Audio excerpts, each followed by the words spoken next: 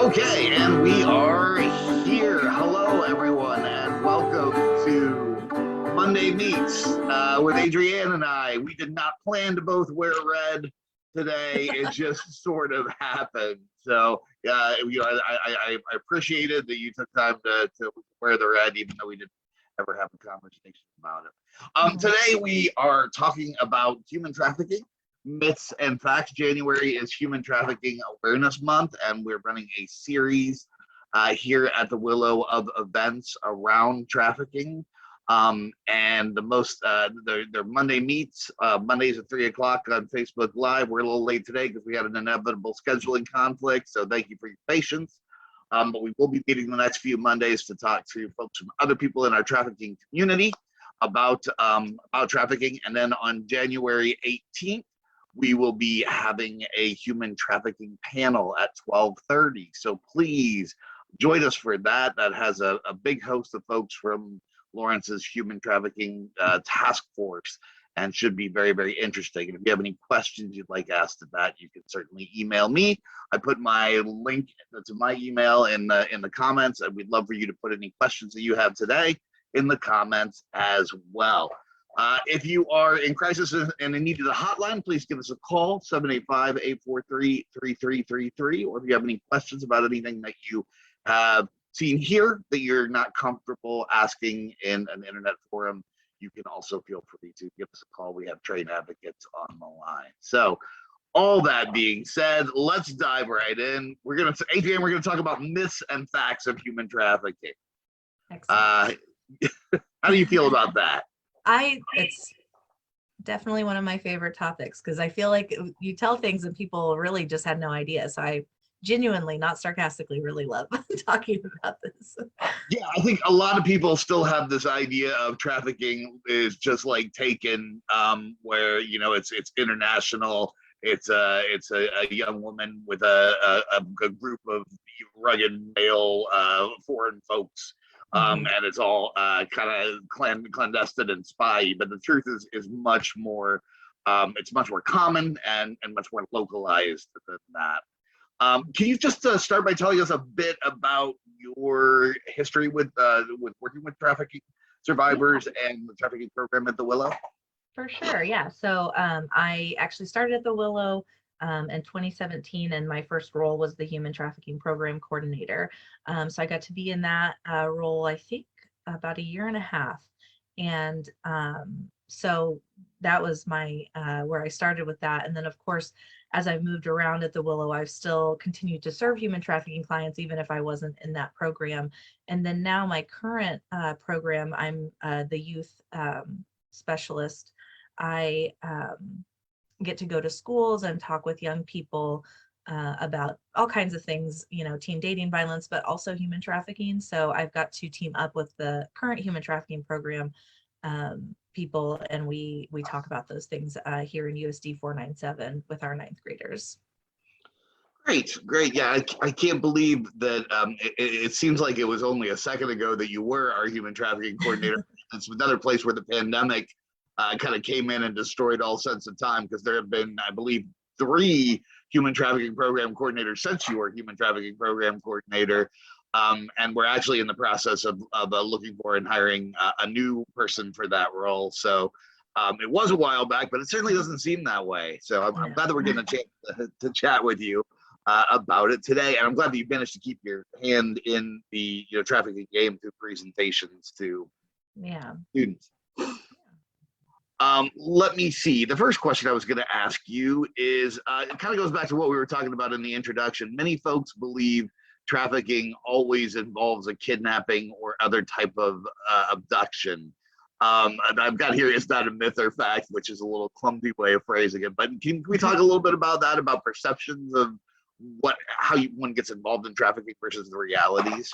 Yeah, for sure. I think that, like you said, a lot of people think about things like in the media, like the movie Taken. A lot of times there's a lot of imagery. If you just Google human trafficking, the imagery that comes up is like somebody in shackles, somebody chained up, bruises, dirty clothes, that sort of thing. And so we definitely have that in mind. We also see a lot on social media.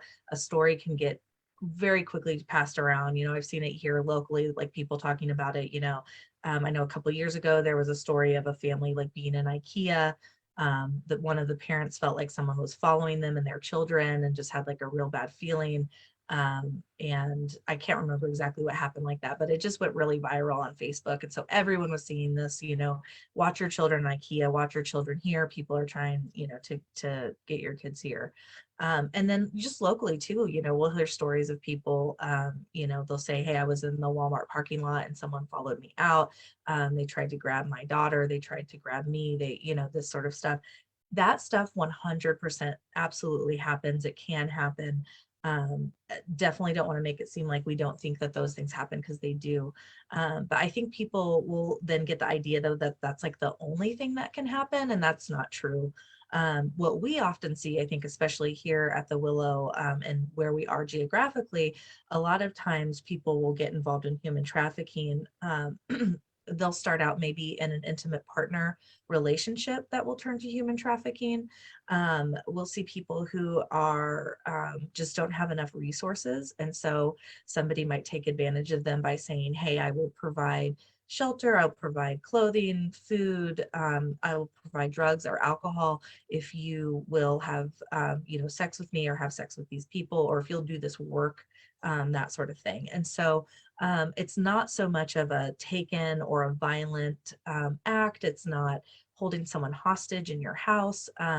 It will often look more like somebody will over time kind of figure out what your vulnerabilities are, and they'll take advantage of that and use that against you to get you to do what they want you to do. And it could be so sly sometimes that you just don't even realize that's what's happening. You may think, well, I'm just doing what I need to do to survive, or I'm just, this is my only choice, and that sort of thing, because they'll really kind of get that in your head. So absolutely, it can look like the act of kidnapping. It can look like that, like what we see in movies and stuff, but just more often than not, we really see more of like an intimate partner relationship or a friendship that can turn into trafficking. Couple of things that occurred to me while you were talking about that, and one was something from very early in our tenure together. And when you were the human trafficking program coordinator, we had a conversation if you had gone to the community shelter a couple of times, and one of the things that had come up was that there were some folks who were there who weren't aware that what was going on was trafficking. So sometimes it is just a knowledge issue. People might not even know that they're being trafficked. And the other, to go back to your earlier point about the kind of coming up in the media and going viral, one that occurred to me was the QAnon Wayfair child abduction scandal about a year. I think it was last October or September, that all went down, or maybe a year ago. I don't know. Time has no meaning anymore. Yeah. I think it was maybe October, September of 2020. Yeah.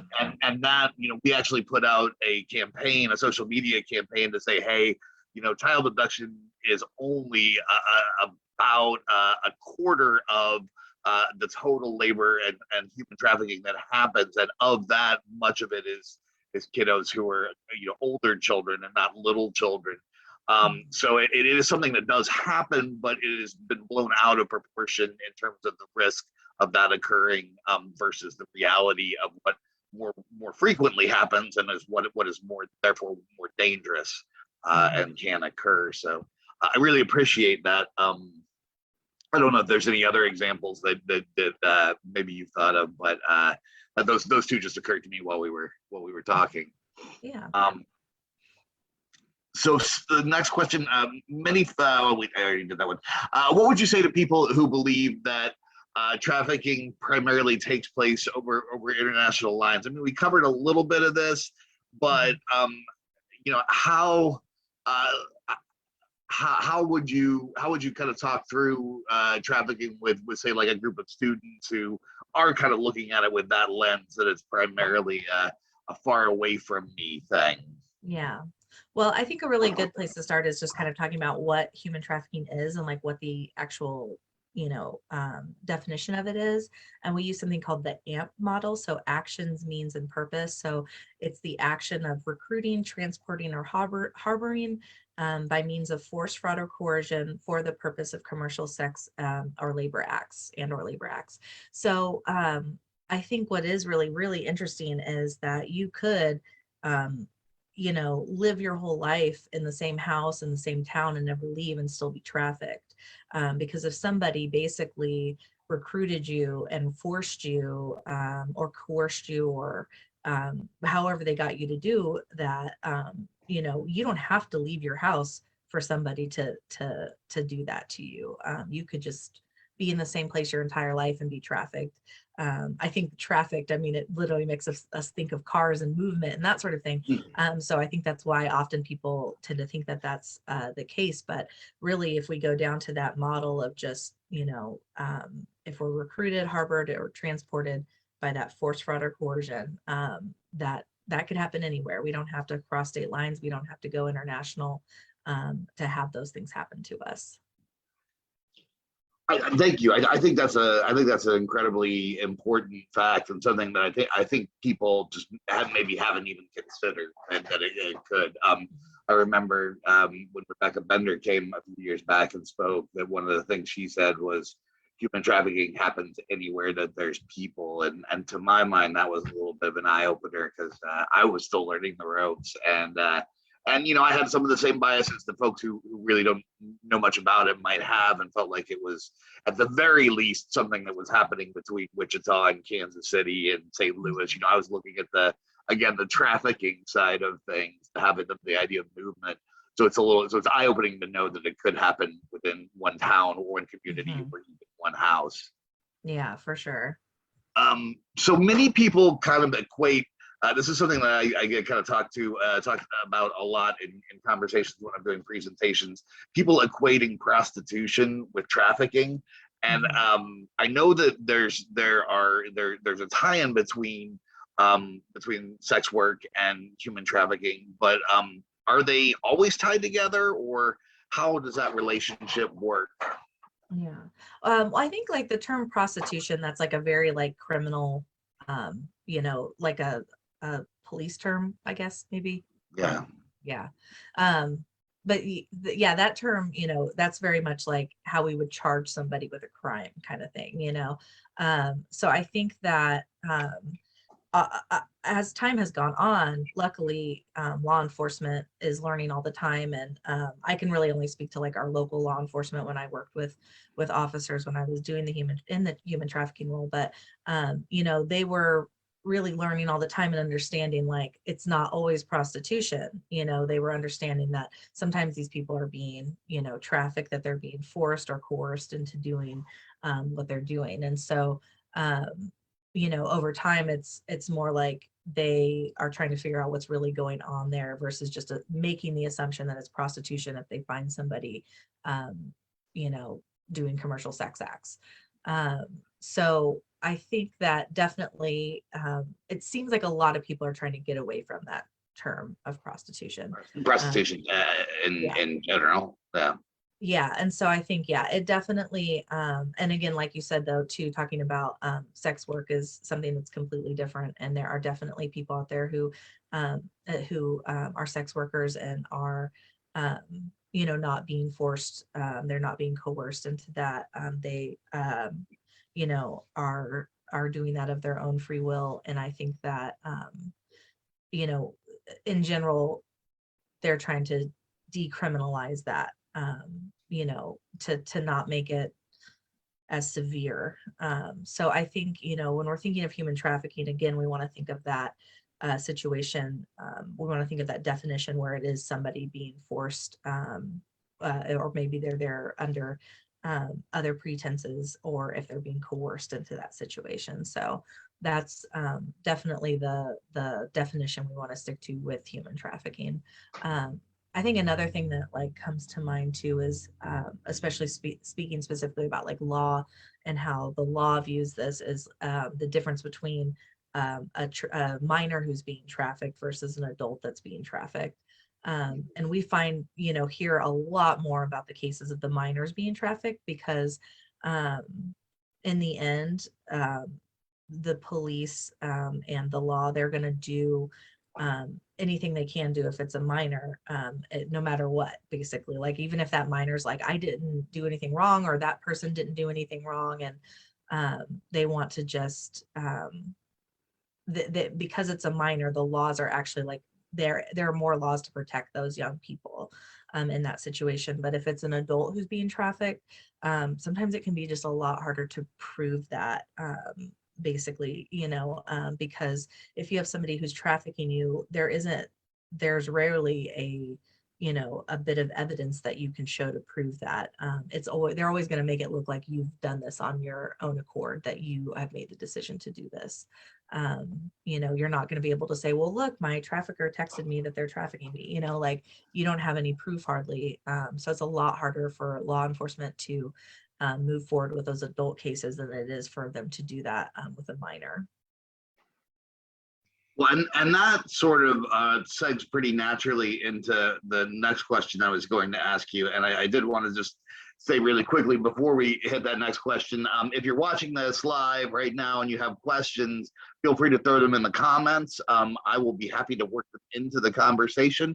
Or if you don't feel comfortable putting your name down for any reason, but you do have a question, you can email me. I put my email address in the comments on the page. But going back to what we were speaking about, you were talking about how it is more difficult for adults to legally prove trafficking than it is for youth, because the laws are much more set up for youth.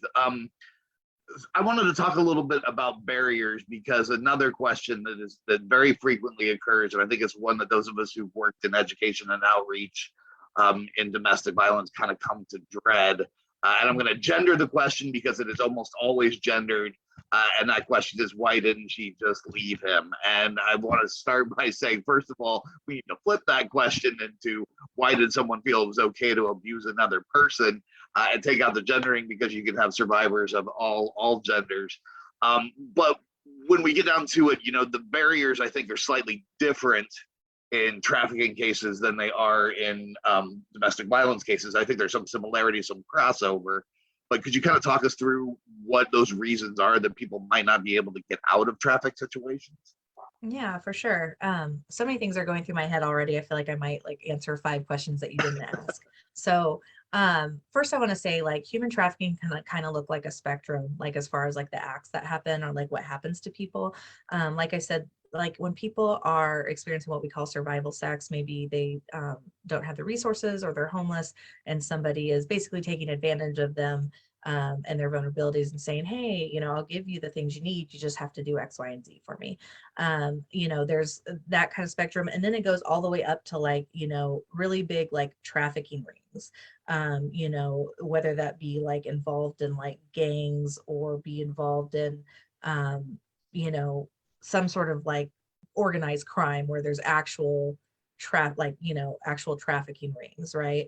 And then there's kind of just everything in between that could look like we call them Romeo pimps, where they just basically go out and try and recruit people, and they'll start out as an intimate partner relationship, and then they'll basically be like, if you love me, you're going to do this, or hey, I've spent a lot of money on you, you owe me, so you need to go out and make me money.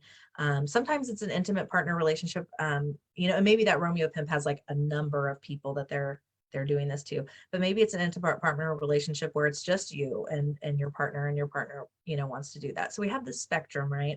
And so barriers can present differently in all of those situations. It's definitely not kind of a one cut and dry thing for everybody who experiences human trafficking. I think mostly on the most severe end of human trafficking, that organized crime human trafficking, the biggest barrier is violence and death. It is a situation that's very scary. It's very organized. It's kind of those situations where we're thinking in our head, those assumptions that, or the things that we see in media. So those are the kind of situations where yeah, that's that violent, no, well, it's not safe for me to leave. I can't run away from this because they're going to kill me. So in that situation, that's the biggest barrier, right? But if I'm maybe not in that severe of a situation, but I still have somebody who's really scary, who's saying I have to do X, Y, and Z. But on top of that, if it does have that intimate partner relationship, then we're looking again at our domestic violence power and control wheel, where things might be involved, of like, I really care for this person and I love them. Even though they're making me do these things, maybe in my mind, it doesn't feel that bad. Sorry. Yeah, got someone in the background. Yeah, it's just Luna. But yeah, so if I am in a situation though where I have children, maybe my trafficker is saying, hey, if you don't do this, I'm going to make sure you lose your kids. I'm going to tell the police what you've been doing. Your kids are going to be taken from you, or I'm going to harm your children. I'm going to harm your friends and family. I'm going to tell everybody what you've been doing. I'm going to make it so that you're homeless for sure. I'm going to make it so X, Y, and Z happens. So there could be a number of things, those barriers to leaving. One, again, I actually care for this person. It's the best relationship I've had. Maybe they make me go out and do this, but that's not that bad. And I really love them. It's too dangerous for me to leave, or if I leave, all this bad stuff's going to happen. So I think those are like the barriers that we often see, especially those like danger. And then just all of these bad things will happen if I go. And that being said, this kind of loops back to another one, but just thinking specifically about our area. And like I said, we have that spectrum, right? And we have had human trafficking rings, sex trafficking rings here in Lawrence. And we have, I just want people to think about or just realize, a lot of people think, though, that just doesn't happen here, but we are in a like geographically hot spot. We are close to an international airport. We run along I-70. We are between Kansas City and Topeka. We actually are at a spot that this can happen very often and does.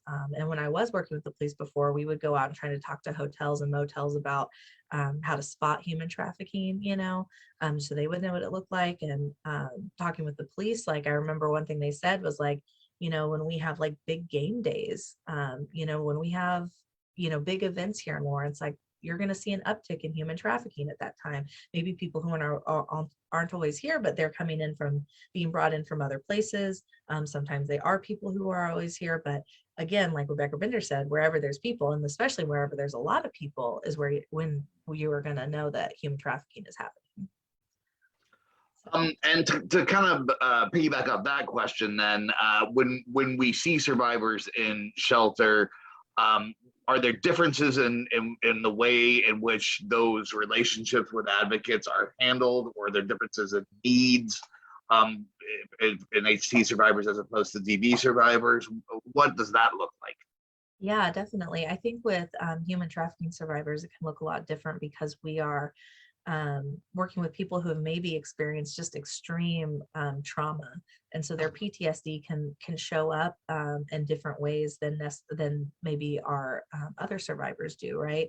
And so sometimes that can present in mental health concerns. Sometimes that can present in substance abuse concerns or misuse concerns. And so we always want to really use a trauma-informed lens when we're working with people who are going through that, and just understanding that they've been through a lot. And so they may seem angry at us, they may seem distrustful, but that's because of what they've been through. And so we're not gonna fault them for that. And we want to have that most trauma-informed lens with them while we're working with them.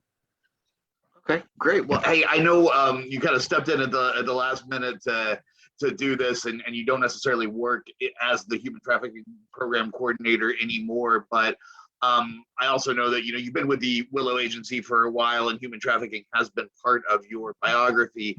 What would you like to see the agency focus on in regards to trafficking, or what would be helpful for the agency's trafficking program moving forward, do you think?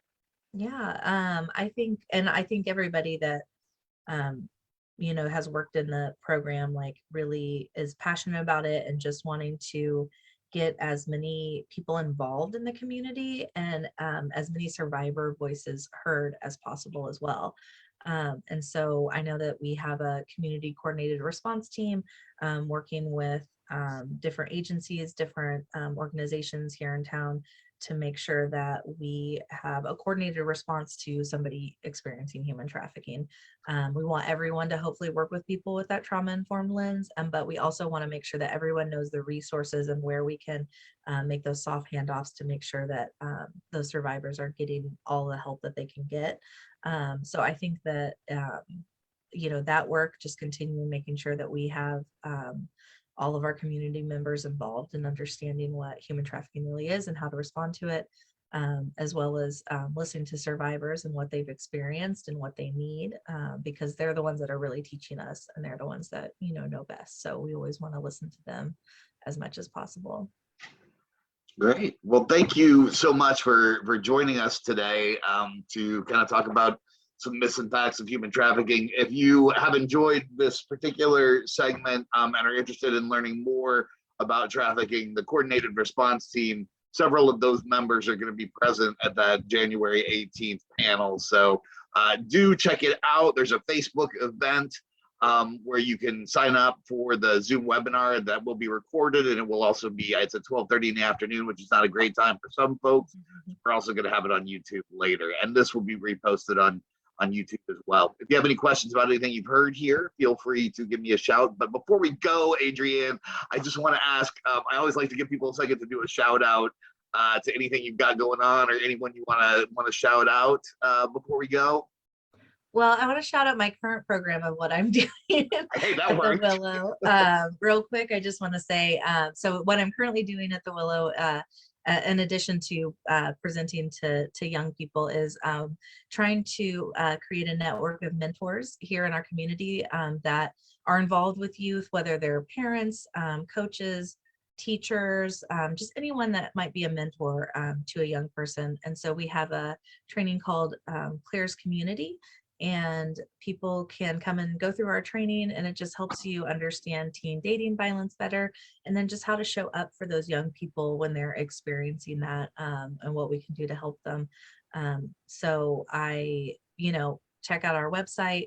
You can see the dates that we have coming up. We'll have dates each month throughout the year, and if you have an organization that you feel you would like us to come present to you on that training, we absolutely can. So please just reach out to us. And I just want to give a shout out to all of our staff, because with everything that's been going on with our COVID numbers, there have been so many people just showing up and working really hard. And I just appreciate, especially our shelter staff. I know that they are working really, really hard. So just want to shout them out as well. Working really, really hard in very difficult circumstances. Yeah, unfortunately, a lot of sickness is kind of coming up these days. So yeah, big shout out to them. I'll second that. Here. Thinking about them. And thank you so much for joining us.